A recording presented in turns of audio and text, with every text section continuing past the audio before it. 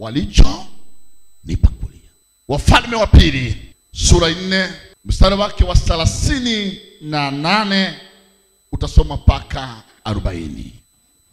Na hiyo chapter ndio itatupeleka katika maombezi yetu na wiki, na tutakuwa tunaona Mungu akifanya mambo makubwa katika maisha yetu. Amen. Kuna msomaji amepata? Ndio. Twende. Biblia inasema nini? Elisha akafika Gilgali tena. Elisha akafika Gilgali tena. Na kulikuwa na njaa katika nchi. Na katika nchi yule kule ndani Gilgali pia palikuwa na njaa. Na hao wana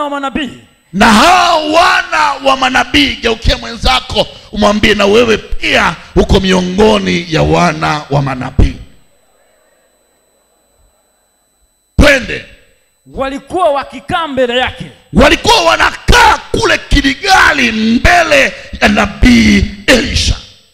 Akamwambia mtumishi wake Gehazi, teleka sufuria kubwa. Peleka au enda uandae, uweke kwenye mafiga sufuria kubwa. Wapikie wana wa manabii. Wapigie watoto wa manabii. Mwambie mwenzako kuna mtu atapika chakula. Kuna mtu atapika chakula. Lakini nyingine utakataa kula. Malizia, twende. Na mmoja wao akaenda nje kondeni katika miongoni ya watoto wa manabii. Ndio. Mfuate vizuri. Katika miongoni ya watoto wa manabii kuna yule ambaye aliyejipenyeza miongoni ya watoto wa manabii. Maandiko inasema akatoka nje.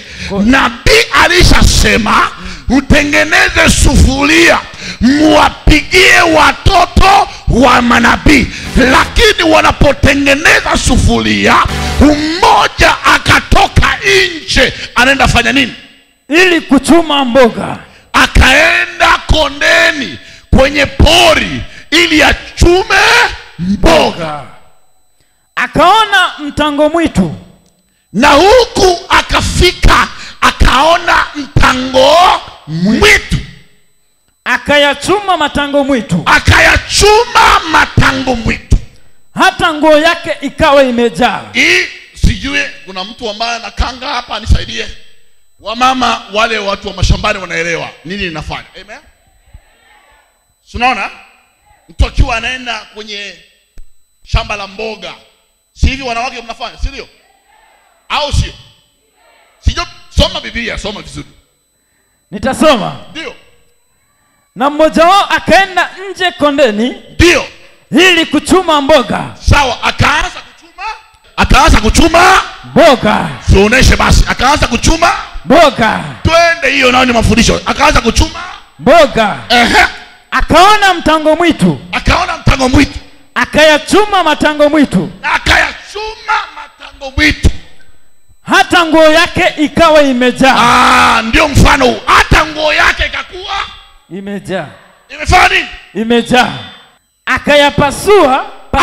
Alipojaza hiyo matango mwitu, akaenda kwenye mafiga.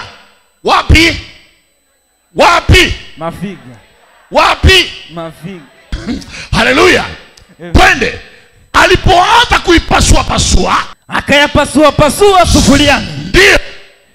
Kwa maana hawakuyajua. Maana huyu jamaa ana roho ambayo iliyomchukua, ambayo iko kinyume na watoto wa manabii. Mrudishie huyu mwenye hii. Kama kuna mgonjwa nyumbani, anaposhika kitambaa hii apate uponyaji kwa jina la Yesu. Amen. Twende. Akakatakata. Ndio, akayapasua sufuriani. Kwa maana hawakuyajua. Watoto wa manabii wako sableni, wanasubiri wapate nini? Come on. Wanasubiri wapate nini?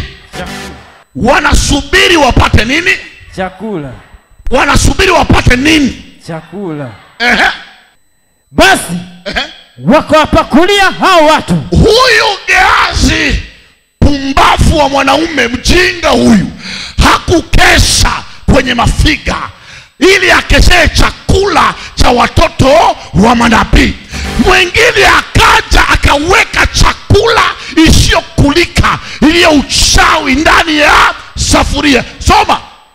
Akawapakulia watu ili wale. Akapakulia watu ili wafanye nini? Ili wale. Ikawa walipokuwa katika kula chakula. Come on. Walipokuwa wanakula chakula. Wakapiga kelele. Yeah! Umoja akapiga kelele. Sema yeah! Wakapiga kelele. Wakasema mauti imo sufuriani. Nimeona ndani ya sufuria hamna chakula, mna mauti, mna uchawi ambayo imewekwa ndani ya sufuria. Kuna mtu ametuingilia ndani ya shamba, kuna mtu ametuingilia ndani ya jikoni, kuna mtu ametuingilia katika sufuria. Musikule chakula. Mtu wa Mungu. Wala hawakuweza kula. Come on. Wakafanya stop. Lakini walikuwa wameshaanza fanya nini? Washafanya nini? Touching. Imekuwa katika mji, nabii amekuja na amekuta kabisa watoto wa manabii wana njaa. Hapa kuna watu wana njaa ya harusi. Hapa kuna watu wana njaa ya pesa. Hapa kuna watu wana njaa ya deliverance. Hapa kuna watu wana njaa ya kupata kiwango cha biashara. Kuna watu hapa wana njaa. Kila mtu huyu ana njaa ya kwake. Na Mungu amenituma. My God. Ya Mungu amenituma. Kwa hiyo njaa yako ni mtume mtumishi wa Mungu Peter. Ambaye atakaye kesha kwenye mafiga. Atakupigia chakula. Hii chakula haitafanana ya Gehazi. Haitafanana ya huyo mchawi aliyeingia kwenye safuria akaweka mamboga isiyokulika. Kuna watu wamekula chakula katika meza ya kichawi. Kuna safuria ambao watu wengi wamekula ndani, na kumbe ndani mulikuwa uchawi. Mnapenda karamu vinono, mnapiga vigegele kwenye karamu, na aliyeandaa karamu hana ndia mbaya, lakini kuna maagents ambao wanaingia hata kwenye karamu.